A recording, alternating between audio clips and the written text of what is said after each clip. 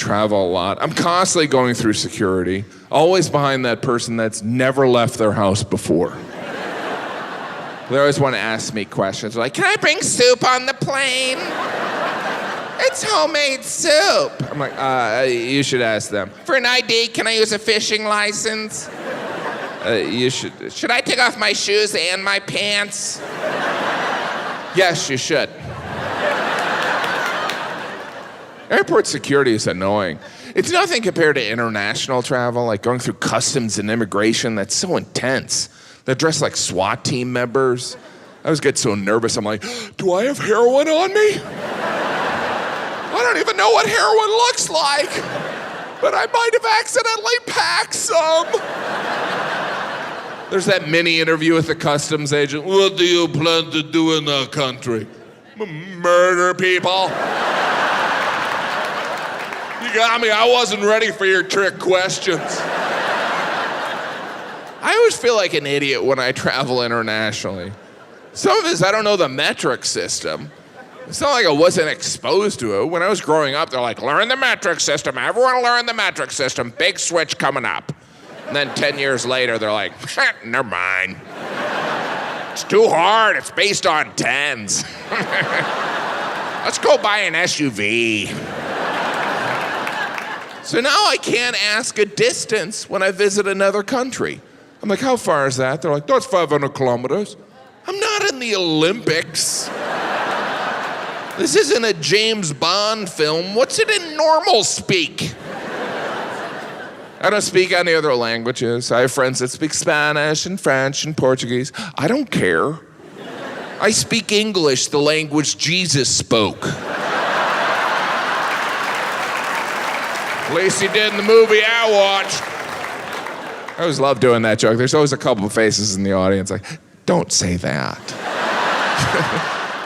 Because you travel internationally, you realize some people don't like Americans. I mean, the Canadians like us, and the Israelis like us. The Australians like Americans so much, it makes you question their judgment. You should read some of our history. But I get a kick out of what Europeans don't like about Americans. I was like, you Americans are dumb, you know nothing about Europe. It's not that we're dumb, we're just not that interested. Sorry, I don't want to learn more about your windmill country. He's gonna get a wooden shoe in his ass. First time I did that joke, the whole front row was Dutch people. And they didn't care, they did, I don't know, they have no emotion, it doesn't matter. He's the most anti-Dutch comedian ever. Obviously, I love traveling internationally. The only negative, too many foreigners, right? The weird thing is you travel around the world and you realize pretty quickly people are the same wherever you go. Wherever you go, there are good people and there are Russians. See, the reason that's funny is because we were all raised with this bigotry towards Russians.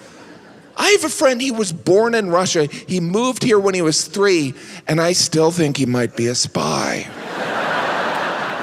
We don't know.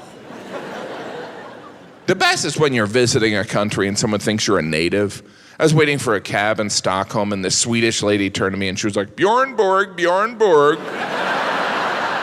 That's not what she said, that's what I heard. But I knew in that moment that once this lady found out I was American, she was gonna be disappointed. So I just decided that I was not gonna speak any language she spoke. She was like, Bjorn Borg, Bjorn Borg. And I was like, ah. She was like, tu parlez-vous français? And I was like, ah. She was like, do you speak English? And I was like,